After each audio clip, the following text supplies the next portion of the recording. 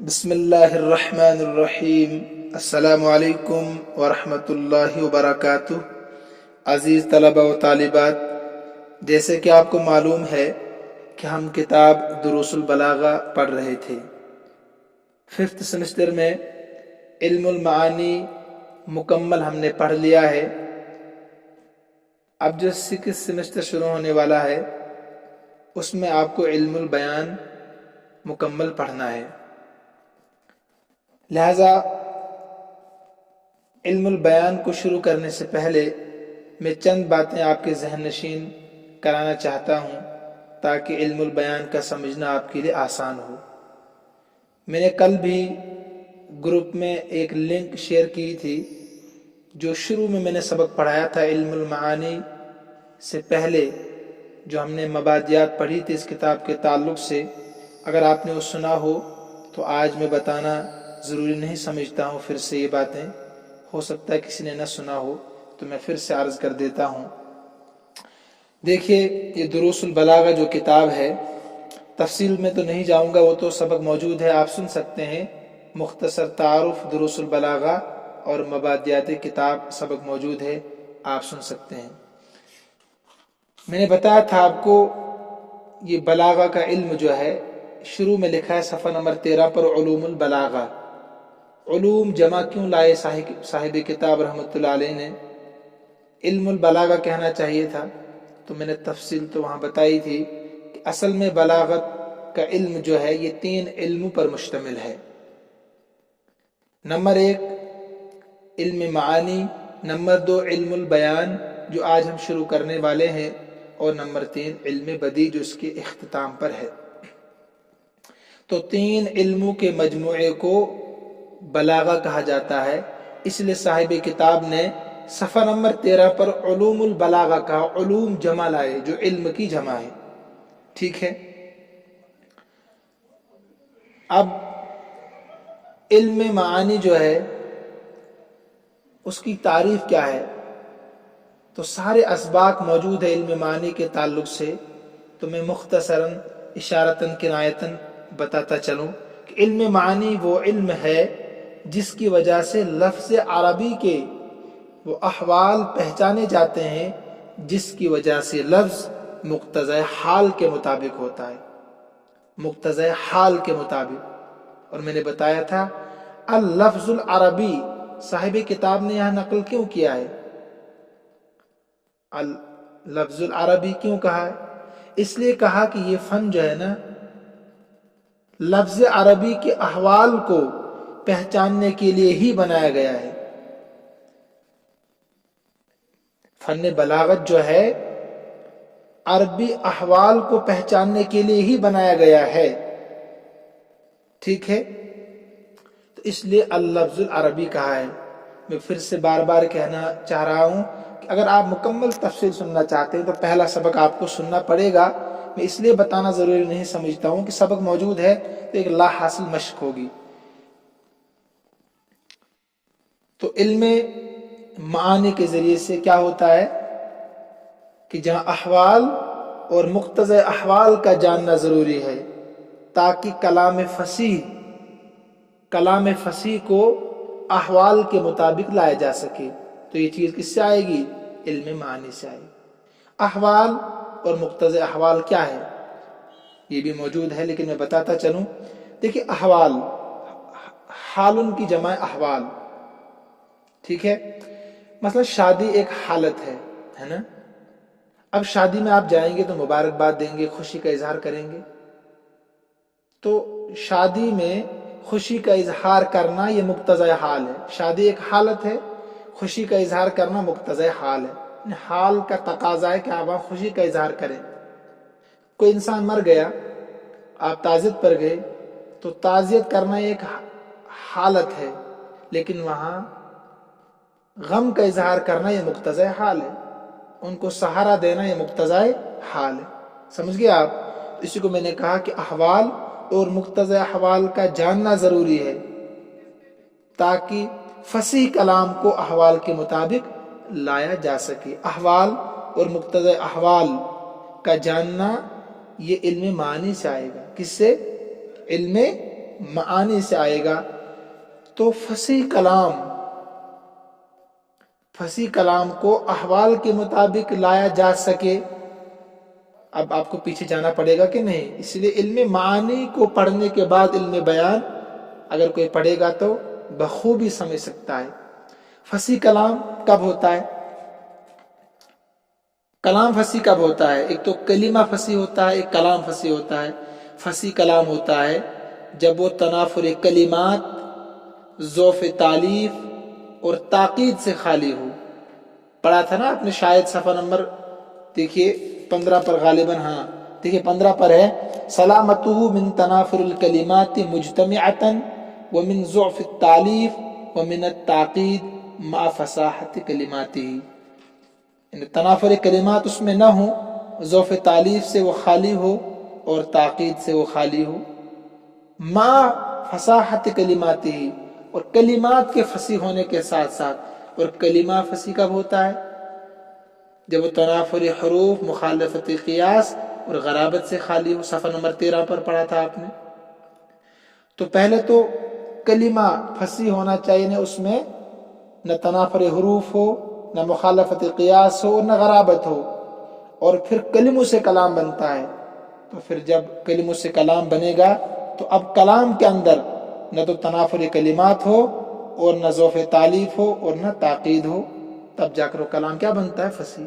تو وہ فصیح کلام احوال اور مقتضی احوال کے مطابق لانا کیسے لایا جائے گا، یہ آپ کو علم معنی سے پتہ چلے گا. ٹھیک ہے، اب ہم آتے ہیں علم البیان پر. آج کا جو سبق ہے، علم البیان کس کو کہتے ہیں؟ دیکھیے، کلام فصیح کی دلالت معنی مرادی پر کس قدر واضح ہے. آسان لکھیے آپ کاپی میں، کلام فصیح کی دلالت معنی مرادی پر کس قدر واضح ہے. یہ چیز علم بیان سے آتی ہے. احوال اور مقتضی احوال کا جاننا ضروری ہے. یہ چیز کس سے آئے گی؟ علم معنی سے. اور پھر جو کلام فصیح ہے اس کی دلالت معنی مرادی پر کتنی واضح ہے، یہ چیز علم بیان سے آتی ہے. اب اس کو آسان لفظوں میں آپ سمجھیے. مثلا آپ جو گفتگو کر رہے ہیں نا، سامعین کو آپ کوئی بات سمجھائیں، جیسے میں آپ کو سمجھا رہا ہوں. اب یہ میری بات، میرا کلام آپ کی کھوپڑی شریف میں، آپ کی سمجھ شریف میں کتنا آ رہا ہے. ٹھیک ہے، یہ چیز علم بیان سے سمجھی جا سکتی ہے. کس سے؟ علم بیان. میرا کلام فصیح تو ہے، تنافر کلمات سے بھی خالی ہے، ضعف تعلیف سے بھی خالی ہے، تاکید سے بھی خالی ہے، لیکن یہ کلام ان چیزوں سے خالی تو ہے، لیکن آپ کو سمجھ میں کتنا آ رہا ہے؟ آپ کو سمجھ میں کتنا آ رہا ہے؟ جو میں بتانا چاہ رہا ہوں آپ تک، جو ما فی الضمیر آپ تک پہنچانا چاہتا ہوں، اس میں کتنا واضح کلام ہے. یہ چیز آئے گی علم بیان سے.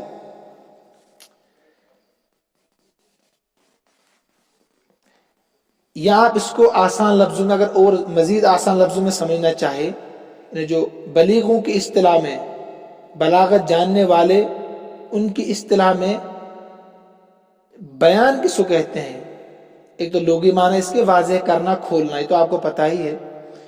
اصطلاح میں بیان نام ہے ایسے رولز کا، ایسے اصول و ضوابط کا جو ایک معنی کو بہت سارے طریقوں کے ذریعے، ایک چیز کو، ایک بات کو بہت سارے طریقوں کے ذریعے بیان کرنے کا فن سکھاتا ہے. ایک ہی بات بتانی ہے آپ کو. اب ایک بات کو بتانے کے لیے آپ کے پاس بہت سارے طریقے ہونے چاہیے، اور ہر طریقہ دوسرے طریقے سے بالکل مختلف ہو. یہ تعریف مجھے لگتا ہے کہ آپ کے ذہن میں جلدی آ جائے گی. آپ کے اندر بات جو ہے، اس کو ما فی الضمیر کہتے ہیں، دل میں جو بات آپ کے ہیں، اگر یہ بات آپ دوسروں تک پہنچانا چاہتے ہیں، ما فی الضمیر دوسروں تک پہنچانا چاہتے ہیں. ابھی ما فی الضمیر دوسروں تک جو پہنچا رہے ہیں، اس کے کئی طریقے آپ کے پاس ہونے چاہیے، اور ہر طریقہ دوسرے طریقے سے بالکل الگ ہونا چاہیے. اگر ایسا ہے تو اس کا نام کیا ہے؟ علم البیان. آیا سمجھ میں؟ یہ یاد رکھیں آپ، زیادہ بہتر ہے کہ معافی ضمیر کو اپنی بات کو دوسروں تک پہنچانے کے لیے آپ کے پاس ایسے اصول اور ضوابط ہونے چاہیے کہ جو ہر اصول دوسرے اصول سے کیا ہو، مختلف ہو. ٹھیک ہے، میں بتاتا ہوں ایک بات آپ کو. دیکھیے مثلا آپ کو یہ کہنا ہے کہ زید سخی انسان ہے، یعنی آپ کے گاؤں میں ایک شخص ہے جس کا نام زید ہے. آپ یہ بتانا چاہتے ہیں یا میں آپ سے بتانا چاہتا ہوں کہ میرے گاؤں میں جو زید ہے وہ سخی انسان ہے. یہ بتانا ہے نا، یعنی زید کی سخاوت کو آپ کے سامنے بیان کرنا ہے. لیکن میں آپ کو یہی بات 3 طریقوں سے بتاؤں گا، اور ہر طریقہ دوسرے طریقے سے بالکل جدا گانا ہوگا، الگ ہوگا. اگر ایسا ہے فن میرے پاس تو اس فن کا نام کیا ہوگا؟ علم البیان. سمجھ رہے ہیں آپ میری بات؟ ٹھیک ہے، دیکھیے مثال سے کیا بتانا ہے مجھے کہ میرے گاؤں میں ایک آدمی ہے، اس کا نام زید ہے، وہ سخی ہے. اب میں آپ سے یہی بات 3 طریقے سے بیان کروں گا.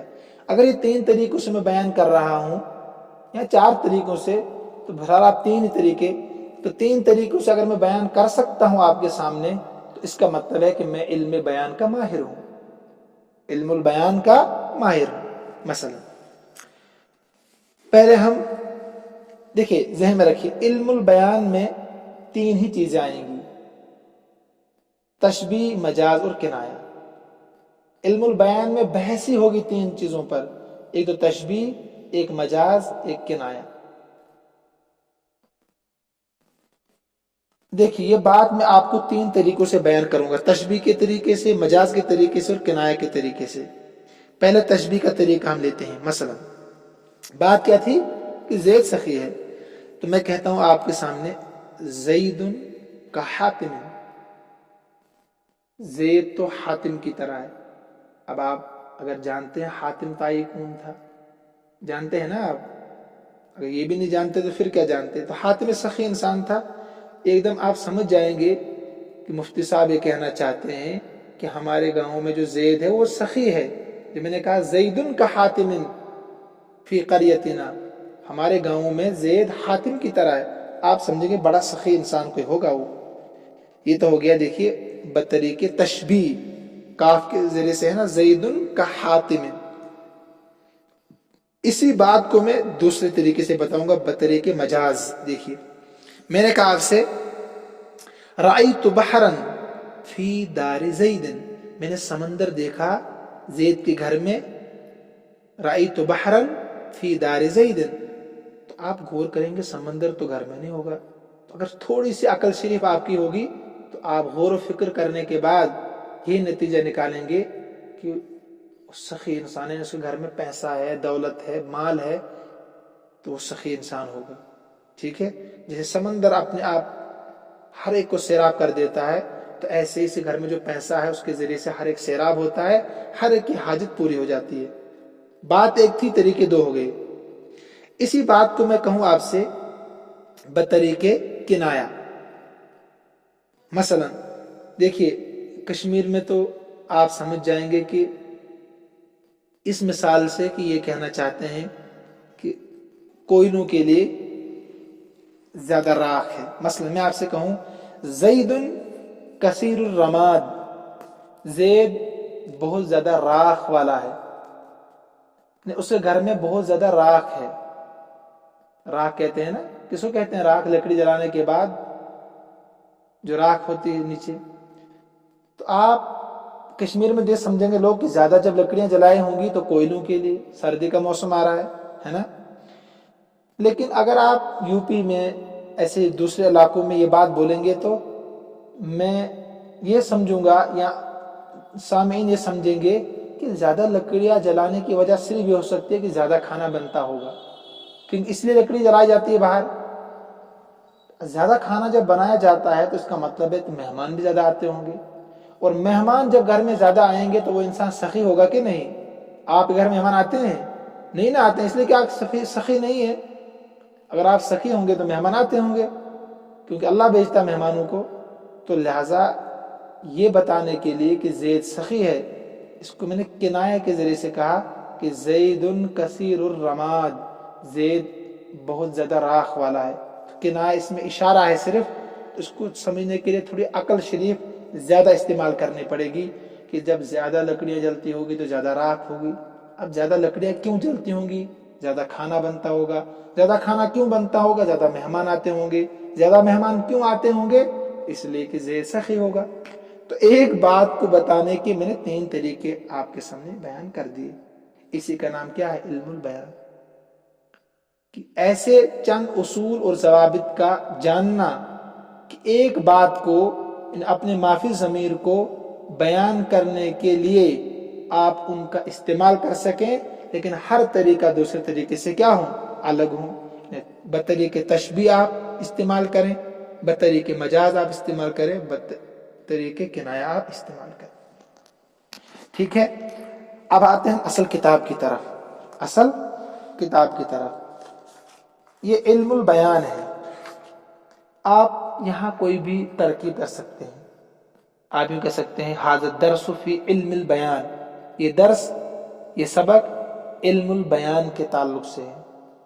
ھذا الدرس فی علم البیان، ھذا الدرس بنے گا اس میں اشارہ مشار الیہ مبتدا، تو فی علم البیان جار مجرور سے مل کر متعلق ہوگا شبہ فعل کے، اور پھر خبر بنے گی. ٹھیک ہے، مثلا فی حرف جار، علم مضاف، البیان مضاف الیہ، مضاف مضاف الیہ سے مل کر مجرور، جار مجرور سے مل کر متعلق ہوگا کس کے؟ مستقرن کے. مستقرن اپنے شبہ فعل اپنے فاعل اور متعلق سے مل کر خبر بنے کس کی؟ ھذا الدرس مبتدا کی. یہ ترکیبیں آپ کر سکتے ہیں. اب اصل کتاب میں ہے البیان علم یبحث فیہ عن التشبیہ والمجاز والکنایہ. کہتے ہیں علم بیان وہ علم ہے، علم وہ علم ہے بحث کی جاتی ہے اس میں، یعنی علم بیان میں تشبیہ کے ساتھ، مجاز کے ساتھ اور کنایہ کے ساتھ. یعنی 3 چیزیں علم بیان میں آپ پڑھیں گے. اس کو آپ ذہن میں رکھیں، صرف 3 چیزیں. یہ تشبیہ آپ پڑھیں گے، اور مجاز پڑھیں گے، اور کنایہ پڑھیں گے. تو یہ 3 چیزیں آپ کے ذہن میں رہنی چاہیے، صرف 3 چیزیں. یعنی آج خلاصہ آپ کے سامنے آ گیا. علم بیان میں ہم کو صرف 3 چیزیں پڑھنی ہے، تشبیہ، مجاز اور کنایہ. تینوں کی مثال بھی میں نے آپ کو دے دی ہے. آپ تشبیہ کس کو کہتے ہیں؟ تشبیہ کس کو کہتے ہیں؟ دیکھیے، التشبیہ الحاق امر بامر. تشبیہ ملانا ہے ایک چیز کو دوسری چیز کے ساتھ. آپ پہلے سمجھیے، تشبیہ میں آتی ہیں کتنی چیزیں؟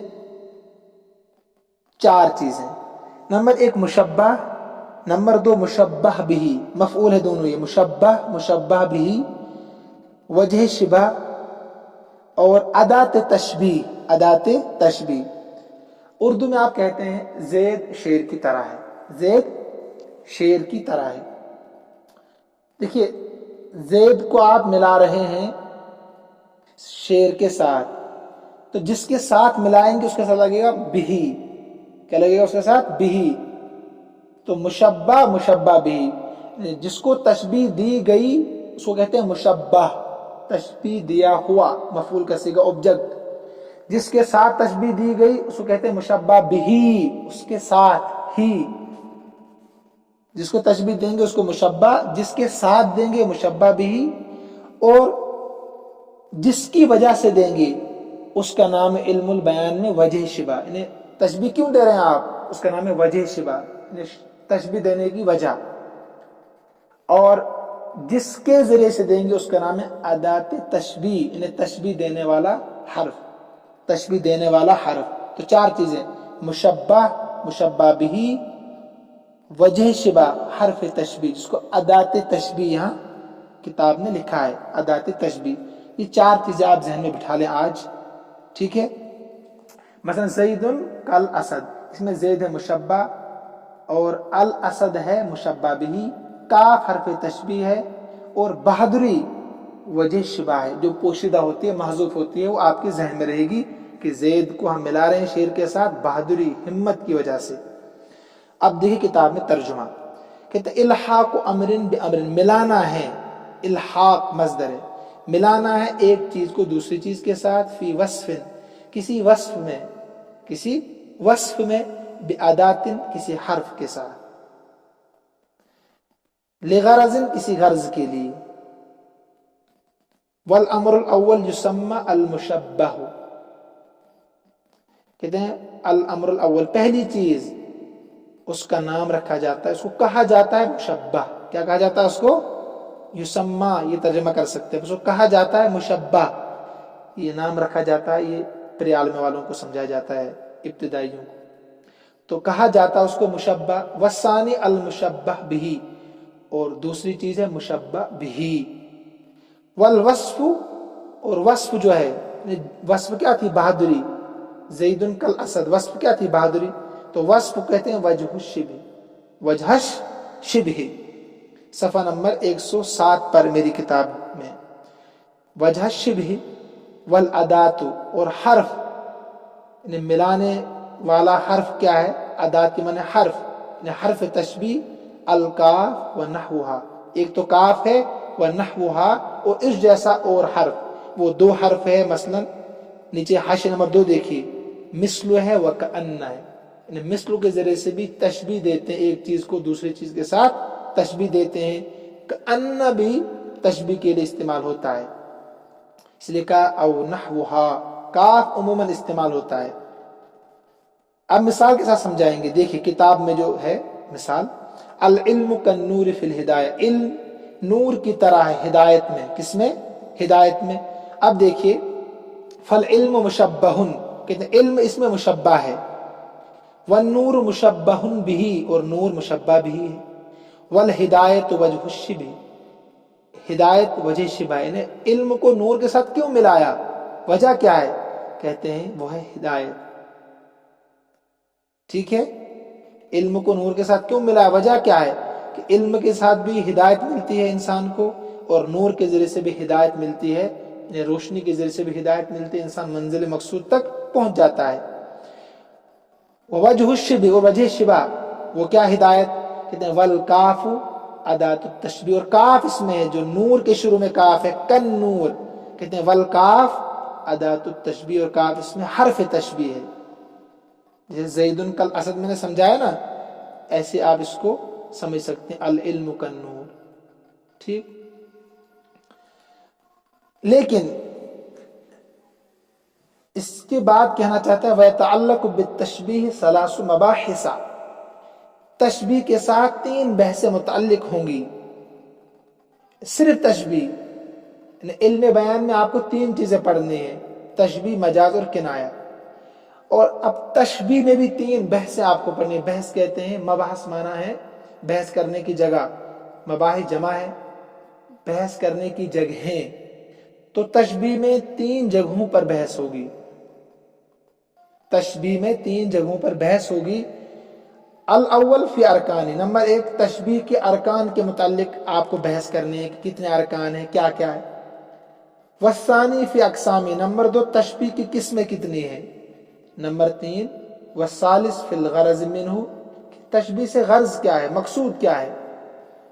آج کا سبق کیا تھا کہ علم بیان میں 3 چیزوں سے بحث ہوگی، تشبیہ، مجاز، کنایہ، اس کے بعد تشبیہ کی تعریف، اگر امتحان میں آئے تو یاد رکھنا، یہ بھی لکھ سکتے ہیں آپ صرف الحاق امر بامر فی وصف بادات لغرض، اتنا ہی۔ اس کے بعد آپ نے پڑھا کہ تشبیہ میں 3 بحثیں آپ کو پڑھنی ہیں، ارکان، اقسام، اور تشبیہ سے غرض کیا ہے۔ میرے خیال سے آج ہم اتنا ہی رکھیں گے، کیونکہ سبق طویل ہو جائے گا، آج ابتدا ہے، انشاءاللہ کل یہاں سے آگے ہم پڑھیں گے المبحث الاول فی ارکان التشبیہ۔ السلام علیکم ورحمۃ اللہ وبرکاتہ۔